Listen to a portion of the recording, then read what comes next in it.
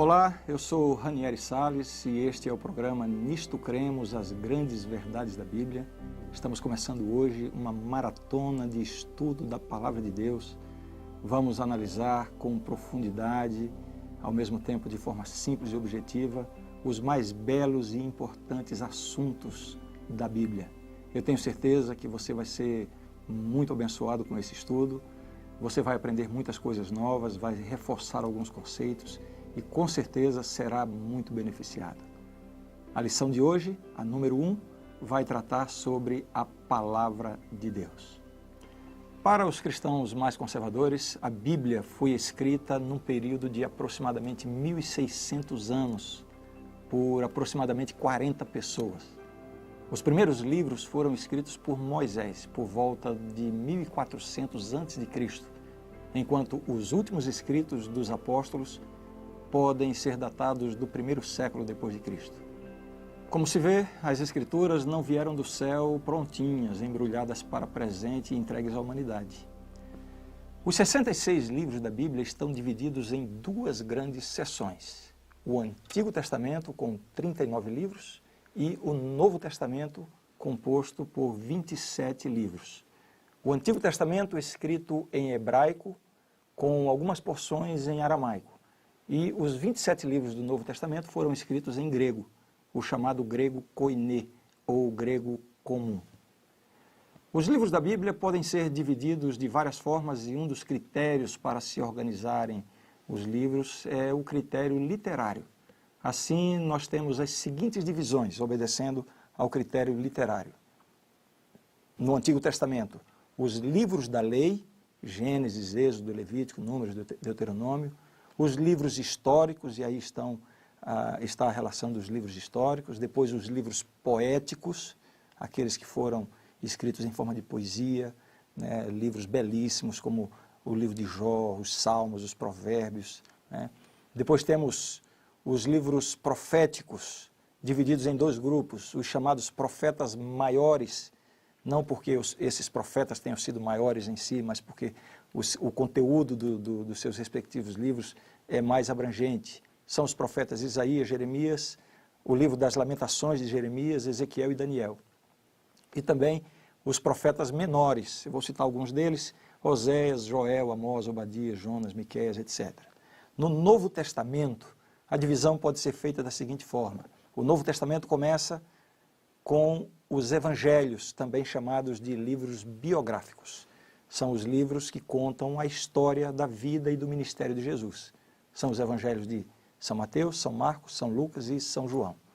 Em seguida, temos Atos dos Apóstolos, um livro histórico contando o início da igreja cristã.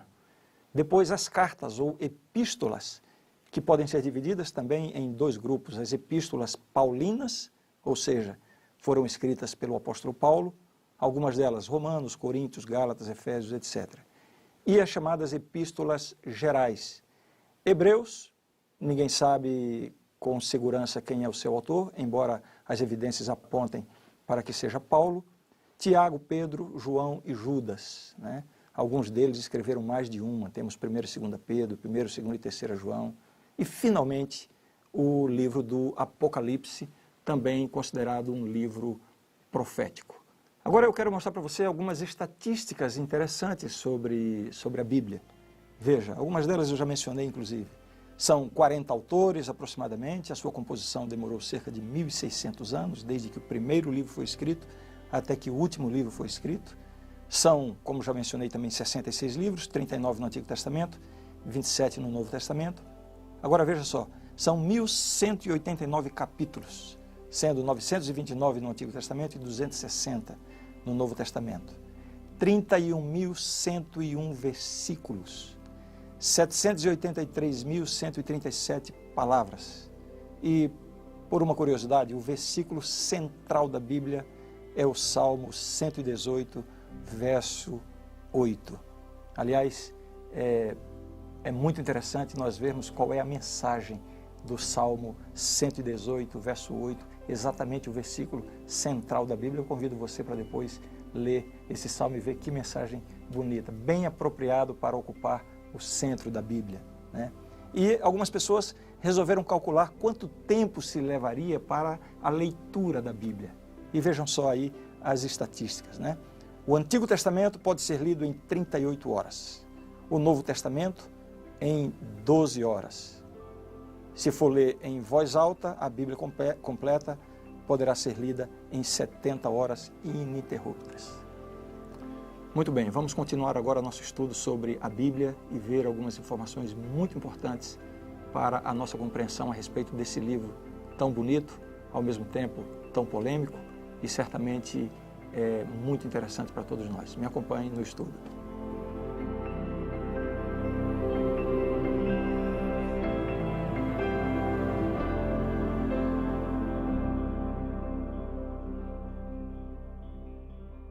Dizemos que a Bíblia é a revelação de Deus.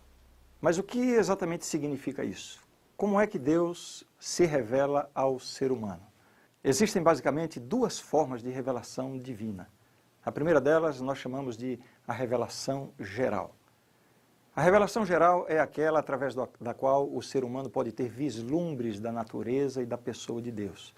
Deus se revela de alguma forma através da natureza, através da história, através do comportamento e da consciência do homem.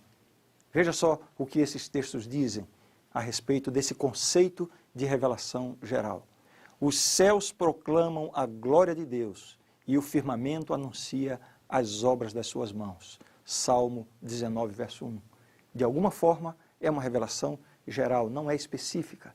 Podemos conhecer muito a respeito de Deus através da natureza. Esse texto está dizendo isso.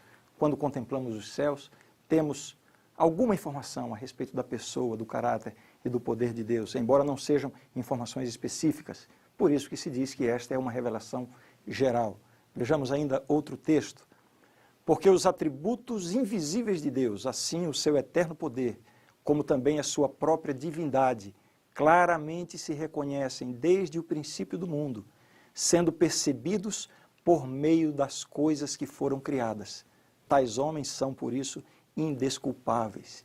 O que a Bíblia está dizendo é que, de alguma forma, mesmo sem um conteúdo escrito, mesmo sem uma revelação específica, as pessoas, as civilizações ao longo da história da humanidade tiveram, através da natureza, um vislumbre, uma ideia de quem é esse Deus Criador. Essa é a chamada revelação geral. A segunda forma de revelação é o que chamamos de revelação especial. Esta é a forma como Deus se revela com propósitos específicos. É uma forma de revelação com conteúdo. O texto no livro de Hebreus nos dá uma boa explicação sobre a revelação especial, esse conceito de revelação especial. Vejam o que diz aí, Hebreus 1, versos 1 e 2. Havendo Deus outrora falado muitas vezes e de muitas maneiras aos pais pelos profetas, nestes últimos dias nos falou pelo Filho, a quem constituiu herdeiro de todas as coisas, pelo qual também fez o universo. O conteúdo da Bíblia é, portanto, a mensagem de Deus dada através dos profetas. Esse processo se chama inspiração. Há duas coisas importantes de serem observadas no processo da inspiração. Primeiro, o conteúdo da mensagem vem de Deus. É isso que diz a própria Bíblia. Toda a Escritura é inspirada por Deus e útil para o ensino, para a repreensão, para a correção, para a educação na justiça. 2 Timóteo, capítulo 3, verso 16. Então veja bem, toda a Escritura é inspirada por Deus. A palavra original usada aqui no grego, theopneustos, inspirada, significa proveniente do fôlego de Deus, né? De alguma forma soprada por Deus. Esse é o conceito de inspiração.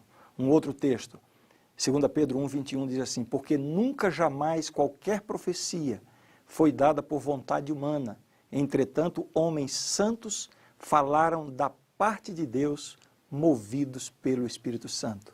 Mais um texto que demonstra isso, que a mensagem, o conteúdo da mensagem da Bíblia vem de Deus.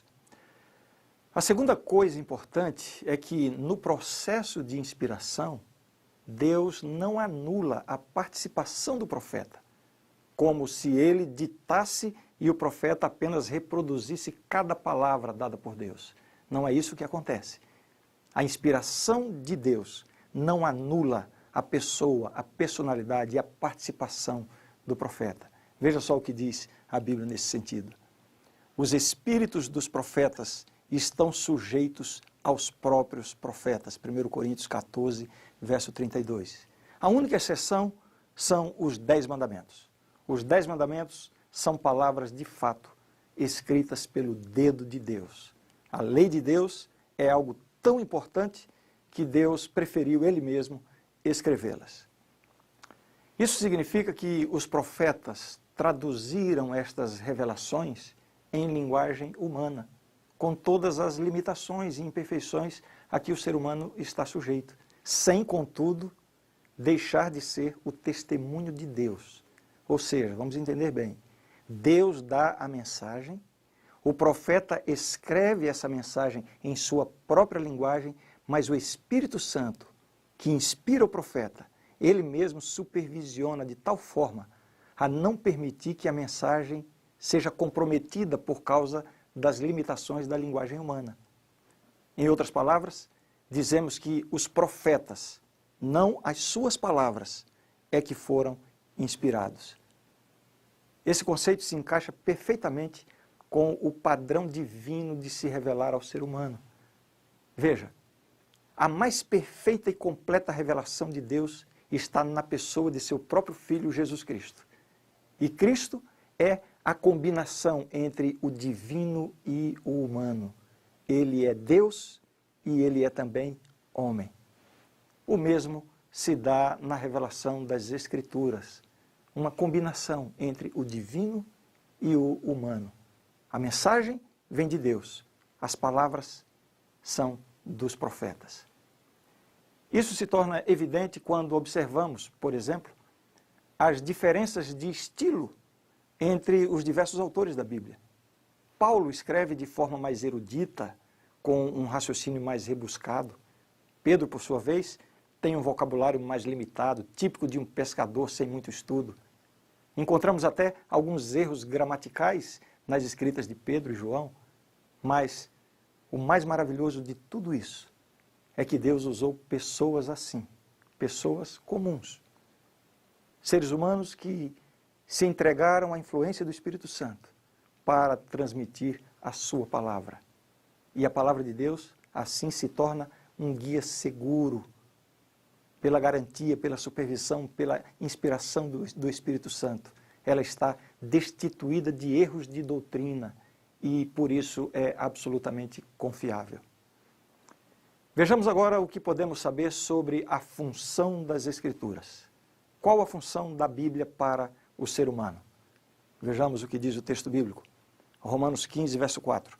Pois tudo quanto outrora foi escrito, para o nosso ensino foi escrito, a fim de que pela paciência e pela consolação das Escrituras tenhamos esperança. Quantas coisas importantes aqui, não é? Para o nosso ensino, a fim de que tenhamos esperança. Considerando que a Bíblia é a mensagem de Deus, inspirada pelo Espírito Santo, nós devemos tê-la como única regra de fé e prática. A vida do cristão não deve se basear em ensinamentos humanos, nem em tradições da igreja. A nossa única regra de fé e prática deve ser a Bíblia. Esse é um princípio primordial para quem quer estudar e entender a mensagem das Escrituras. Aqui está uma confirmação disso. Isaías 8:20 diz assim: à lei e ao testemunho, se eles não falarem desta maneira, jamais verão a alva. Essa expressão, a lei e ao testemunho, é uma expressão que se refere às Escrituras. Portanto, as Escrituras são o parâmetro para medir qualquer ensinamento, qualquer doutrina, qualquer pretensão de profeta. A lei e ao testemunho. Algumas pessoas escutam por aí que a Bíblia e a ciência não se harmonizam. Apesar de muitos eruditos fazerem esse tipo de afirmação, existem cada vez mais evidências da autenticidade da Bíblia. Foram feitas várias descobertas arqueológicas relacionadas diretamente com a Bíblia. Calcula-se que aproximadamente 40 personagens bíblicos tenham tido a sua historicidade confirmada por meio de documentação arqueológica. Um dos principais arqueólogos da atualidade, William Dever, tem se esforçado para contestar afirmações que lançam descrédito à autenticidade da Bíblia. E o mais interessante é que ele não tem nenhuma motivação religiosa, porque ele é agnóstico. Bem, como eu ia dizendo, vários personagens bíblicos têm tido a sua historicidade comprovada pela arqueologia moderna. Essa é uma evidência de que a Bíblia é um documento confiável. Eu vou mostrar para você alguns desses exemplos. Aqui está na tela. Comprovação arqueológica de alguns personagens da Bíblia. O rei Davi foi comprovado arqueologicamente a existência dele em 1993, Caifás em 1990, o rei Ezequias em 1830, Pôncio Pilatos em 1961, o rei Jeú em 1845, Herodes o Grande em 1996. Eu estou apenas dando alguns exemplos de evidências científicas, arqueológicas, comprovando o conteúdo da Bíblia. Portanto, a Bíblia e a ciência não são contraditórias, ao contrário do que muita gente fala.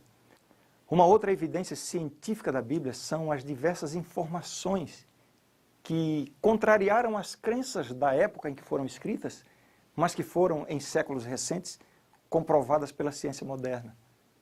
Veja somente algumas delas. Gênesis capítulo 15, verso 5, afirma que as estrelas são incontáveis e acreditava-se que eram apenas alguns bilhares. No entanto, a ciência moderna comprova que, de fato, a Bíblia estava certa em afirmar isso, embora não tendo nenhuma forma de fazer a observação científica, uma prova de que havia uma orientação de Deus dando essa informação, né? No livro de Jó, capítulo 26, verso 7, ali há a afirmação de que a terra está suspensa no vácuo. Puxa vida, até a Idade Média e mais recente ainda se duvidava desta realidade científica, e a Bíblia já dizia isso séculos, 1400, aproximadamente 1400 anos antes de Cristo, uma informação que vem ser confirmada pela ciência nos últimos séculos apenas, né? Ainda no livro do Jó é feita a menção sobre a pressão atmosférica, o peso do ar, coisa que só foi comprovada séculos, milênios depois, né? Levíticos fala sobre noções de sanitarismo, né? Práticas hoje reconhecidas e recomendadas pela ciência e que a Bíblia já falava séculos atrás. O livro de Gênesis estabelece, orienta que o melhor dia para a circuncisão deveria ser o 8º dia de nascimento. Por que razão? Evidentemente, na Bíblia não há essa informação científica. No entanto, pesquisas modernas demonstram que os percentuais de protrombina são mais altos exatamente no 8º dia, o dia mais adequado para a circuncisão. Veja, tudo isso demonstra que a Bíblia tem uma origem divina. E é claro, eu estou fazendo aqui algumas pouquíssimas demonstrações de muitas evidências, né, da inspiração da Bíblia. Contudo, uma das maiores evidências da origem divina da Bíblia está em sua coerência. Isso é muito bem argumentado pelo escritor Josh McDowell. Veja, nas palavras dele, ele diz mais ou menos assim: esses 66 livros foram compilados por mais de 40 autores, de variada formação educacional e cultural. Josué era general, Daniel, primeiro-ministro, Neemias, servo na corte, Amós, boiadeiro, Lucas, médico, Paulo, doutor da lei, Pedro e João eram pescadores. Os livros da Bíblia foram compilados em diversos lugares e culturas. Ezequiel escreveu a sua obra no cativeiro da Babilônia. Paulo, por sua vez, escreveu algumas de suas cartas na prisão em Roma. Davi, o rei Davi, escreveu alguns dos salmos enquanto era fugitivo no deserto. O profeta Jeremias escreveu enquanto se encontrava no calabouço. Os livros foram escritos em 3 diferentes continentes, a África, a Ásia e a Europa. A Bíblia foi escrita em 3 idiomas, 2 principais, hebraico e grego. Ela trata consistentemente de assuntos muito variados, como, por exemplo, a origem do universo, a existência e a natureza de Deus, a natureza e o propósito da humanidade, a origem e a extensão do mal. Veja, Seria de esperar que o resultado de tal diversidade fosse um texto caótico, cheio de contradições e distorções. Mas não é isso o que se vê na Bíblia. Ela é consistente, coerente e digna de confiança. Nenhum de seus autores é contraditório entre si. O caráter divino da Bíblia também se revela em sua maravilhosa concepção de Deus, da criação, da redenção e da natureza e destino do homem. Não encontramos essas concepções elevadas nos livros sagrados das religiões pagãs. Nos mitos da criação do Oriente Próximo, por exemplo, os deuses geralmente encontravam descanso ou eliminando deuses importunos ou criando seres humanos para trabalhar a fim de que os deuses descansassem. Uma noção distorcida da realidade. A Bíblia não apresenta dessa forma. A notável natureza da Bíblia também se revela em sua miraculosa preservação ao longo da história, apesar dos incansáveis esforços para destruí-la. Tentativas feitas no passado por imperadores romanos, líderes de igrejas cristãs, regimes comunistas, tentando suprimir a Bíblia, fazer com que ela desaparecesse. E a despeito de todas essas tentativas premeditadas para destruir o Santo Livro, o seu texto chegou até nós essencialmente inalterado. Alguns dos mais antigos manuscritos nos aproximam da composição dos originais, revelando a surpreendente exatidão do texto que chegou até nós hoje. Podemos confiar que as nossas Bíblias são versões seguras das mensagens originais. Isso é confirmado cientificamente. Por fim, considerações conceituais e existenciais asseguram também a validade da Bíblia. Conceitualmente, a Bíblia oferece uma explicação razoável para a condição humana e a solução divina para os nossos problemas. Existencialmente, os ensinos da Bíblia dão sentido à nossa existência e nos oferecem razão para viver, amar e servir. Por meio deles, podemos experimentar as ricas bênçãos da salvação. Bem, isso foi só o começo. Nessa série de estudos você vai conhecer a fundo as grandes verdades da Bíblia, desde as principais profecias até as questões mais práticas da vida. Vamos entender muito sobre o nosso mundo e a época em que vivemos. Acompanhe cada um dos estudos com muita atenção e você verá como será bom para a sua vida.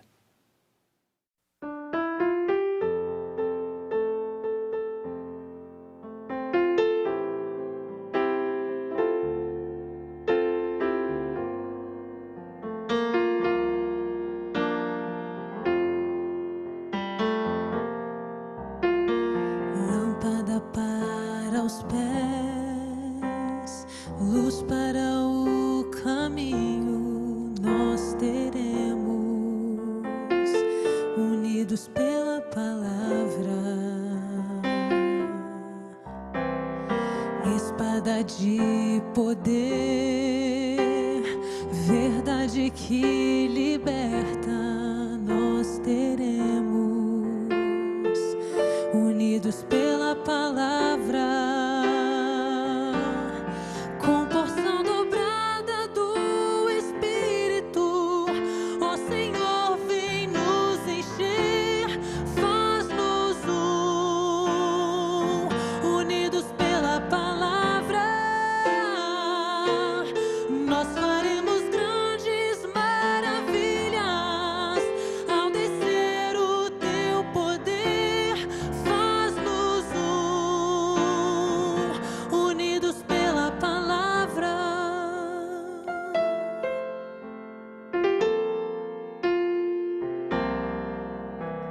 Lâmpada para os pés, luz para o caminho, nós teremos, unidos pela palavra,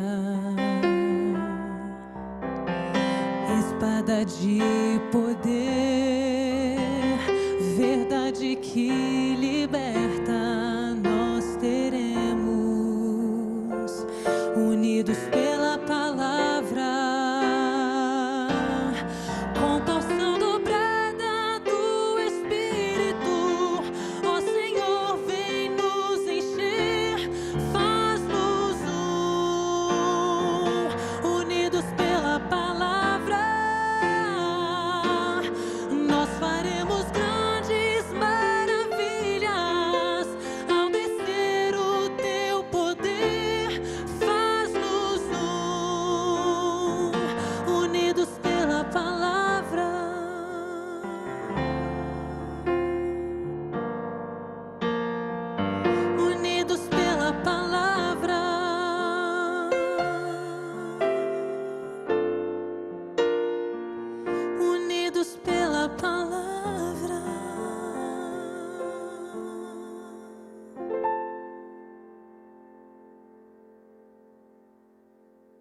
A grande verdade do estudo de hoje é esta.